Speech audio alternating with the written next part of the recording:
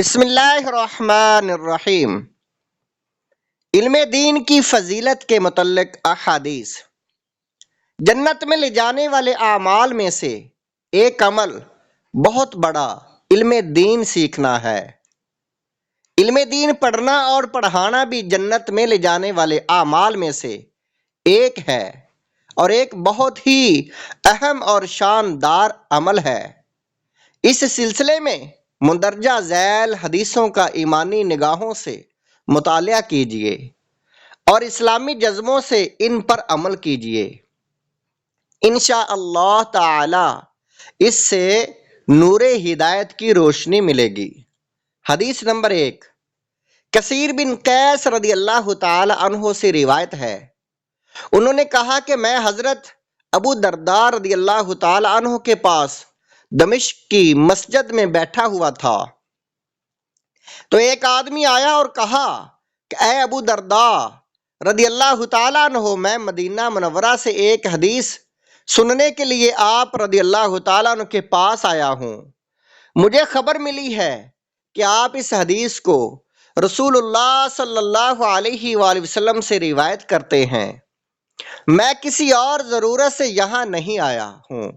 یہ سن کر حضرت ابو درداء رضی اللہ تعالیٰ عنہ نے کہا کہ بے شک میں نے رسول اللہ صلی اللہ علیہ وآلہ وسلم کو یہ فرماتے ہوئے سنا ہے کہ جو شخص علم کی طلب میں کوئی راستہ چلے گا تو اللہ تعالیٰ اس کو جنت کے راستوں میں سے ایک راستے پر چلائے گا، اور بے شک فرشتے طالب علم کی خوشی کے لیے اپنے بازوؤں کو بچھا دیتے ہیں، اور بے شک عالم کے لیے آسمانوں اور زمینوں کی تمام چیزیں اور مچھلیاں پانی کے اندر مغفرت کی دعا کرتی ہیں، اور یقیناً عالم کی فضیلت عابد کے اوپر ایسی ہی ہے جیسے کہ 14ویں رات کے چاند کی فضیلت تمام ستاروں پر ہے۔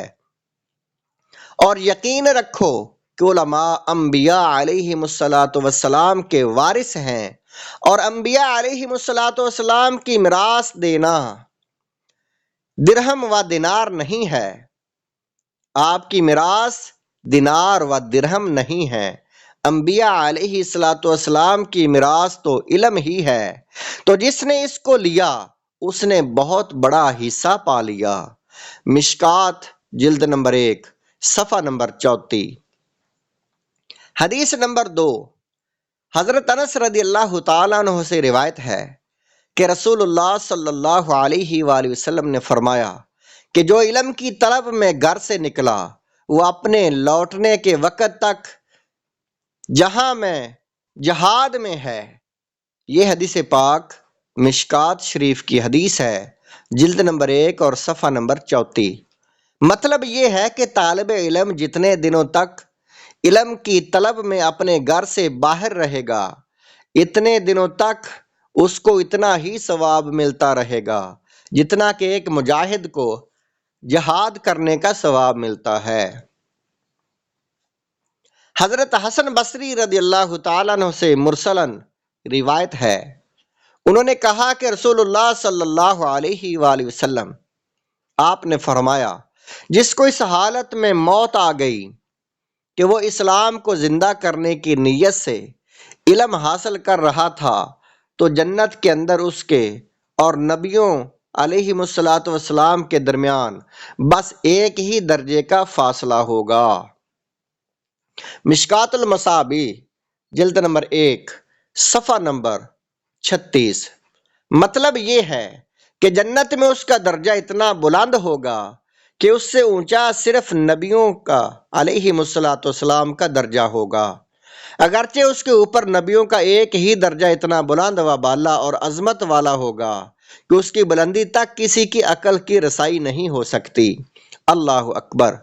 حضرات انبیاء کرام علیہم السلام کے ایک ایک درجے کی بلندی اور عظمت کا کیا کہنا، سبحان اللہ سبحان اللہ۔ حدیث نمبر 4، حضرت ابو درداء رضی اللہ تعالی عنہ سے روایت ہے، انہوں نے کہا کہ رسول اللہ صلی اللہ علیہ وآلہ وسلم سے پوچھا گیا کہ اس علم کی کیا حد ہے کہ اگر آدمی اس کو پہنچ جائے تو فقیہ ہو جائے۔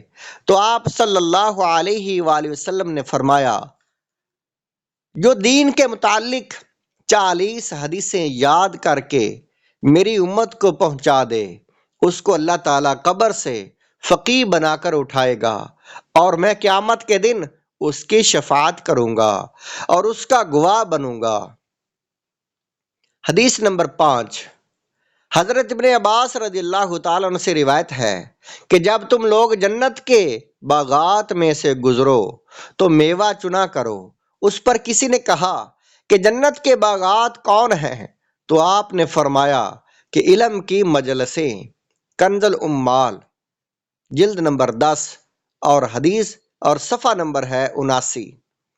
حدیث نمبر 6، حضرت انس رضی اللہ تعالی عنہ سے روایت ہے کہ قیامت کے دن علماء کی روشنائی یعنی سیاہی جس سے کتابیں لکھی جاتی ہیں، علماء کی روشنائی اور شہیدوں کے خون تولے جائیں گے تو علماء کی روشنائی کا پلڑا باری رہے گا۔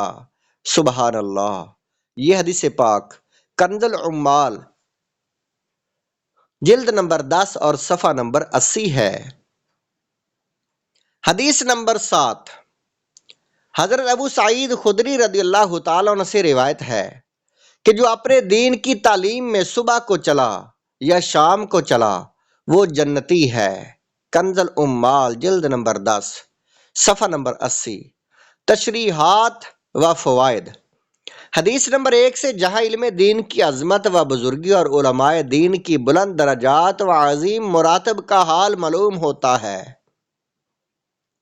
وہاں اس حدیث سے یہ بھی انکشاف ہوتا ہے کہ ہمارے اسلاف اور پرانے بزرگوں میں علم دین کی طلب کا کتنا بے پناہ جذبہ تھا کہ محض ایک حدیث کو سننے کے لیے لوگ مدینہ منورہ سے دمشق کا سفر اس زمانے میں کیا کرتے تھے، جبکہ سفر کے وسائل بہت ہی کم اور سفر کی مشکلات بے انتہا تھیں۔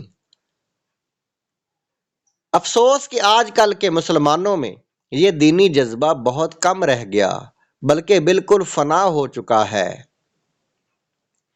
دنیوی ضروریات کے لیے تو آج کل کے مسلمان بڑے لمبے لمبے سفر کیا کرتے ہیں، مگر علم دین کے لیے چند قدم بھی چلنا ان لوگوں کے لیے سر پر پہاڑ اٹھانے کے برابر مشکل ہے۔ حدیث نمبر 2، اس سے معلوم ہوا کہ ایک مسلمان جب تک علم دین کی طلب میں اپنے گھر سے باہر رہتا ہے اس کو ہر دم اور ہر قدم پر جہاد کا ثواب ملتا رہتا ہے۔ اس حدیث سے ان طالب علموں کا رتبہ معلوم ہوا جو اپنا وطن چھوڑ کر علم دین پڑھنے کے لیے پردیس میں پڑے ہوئے ہیں اور طرح طرح کی تکلیف اٹھا کر اپنے وطن سے دور اسلامی مدارس میں تحصیل علم کر رہے ہیں۔ کاش مسلمان ان طالب علموں کے مراتب و درجات کو سمجھ کر ان کی خدمت و دلجوئی کرتے اور مجاہدین فی سبیل اللہ کے معاونین کی فہرست میں اپنا نام لکھا کر جہاد کا ثواب حاصل کرتے۔ مگر افسوس کہ آج کل کے مسلمانوں نے ان بیچاروں طالب علموں سے نفرت کرتے ہیں، بلکہ ان کو حقارت کی نظر سے دیکھا کرتے ہیں اور خدا عز و جل کے ان نیک بندوں سے بدسلوکی کر کے اپنی آخرت کو خراب کرتے رہتے ہیں۔ حدیث نمبر 3 میں اسلام کو زندہ کرنے کی نیت سے علم حاصل کر رہا تھا، سے معلوم ہوا کہ علم طلب کرنا جنت میں لے جانے والا عمل اسی وقت ہوگا جبکہ خدمت اسلام کی نیت سے علم دین حاصل کیا جائے، ورنہ خدا نخواستہ اگر کوئی شخص عالم کہلوانے یا محض روزی روٹی اور دنیا کمانے کی نیت سے علم دین حاصل کرے تو نہ وہ جنتی ہوگا، نہ فرشتے اس کے لیے اپنے بازو کے پر بچھائیں گے، نہ اس کو جہاد کا ثواب ملے گا۔ اس لیے ہر طالب علم کو لازم ہے کہ وہ صرف خدمت دین اور احیاء اسلام کی نیت سے علم دین حاصل کرے، ورنہ وہ اس کے اجر و ثواب سے محروم ہو جائے گا۔ علم دین کی مجلسوں کو حدیث نمبر 5 میں جنت کا باغ فرمایا گیا۔ اس کا مطلب یہ ہے کہ ان مجلسوں میں بیٹھنا اور علم دین حاصل کرنا یہ جنت کے باغ میں پہنچنے کا سبب ہے، تو گویا یہ جنت کا باغ ہی ہے۔ حدیث نمبر 6 میں یہ بیان فرمایا گیا ہے کہ علماء دین کی روشنائی جس سے وہ قرآن و حدیث اور دینی مسائل لکھتے ہیں، وہ روشنائی اللہ تعالیٰ کے نزدیک میزان عمل میں شہیدوں کے خون سے زیادہ اجر و ثواب کے لحاظ سے وزندار اور باری ہوگی، کیونکہ یہ روشنائی ہزاروں لاکھوں کے لیے ہدایت کا سامان فراہم کرتی ہے۔ کیونکہ علماء کرام کی دینی تحریروں سے ہزارہا امتیوں کو ہدایت کی روشنی ملتی ہے، اور شہیدوں کا خون اگرچہ اللہ تعالیٰ کے نزدیک بہت محبوب، نہایت قیمتی بلکہ انمول ہے، مگر اس خون کے بہنے کا فائدہ اور اجر و ثواب شہید کی ذات ہی تک محدود رہتا ہے۔ اس لحاظ سے علماء دین کی روشنائی شہیدوں کے خون سے زیادہ امت رسول کے لیے نفع بخش ہوئی، لہذا میزان عمل میں اجر و ثواب کے لحاظ سے اس کا پلڑا باری رہے گا۔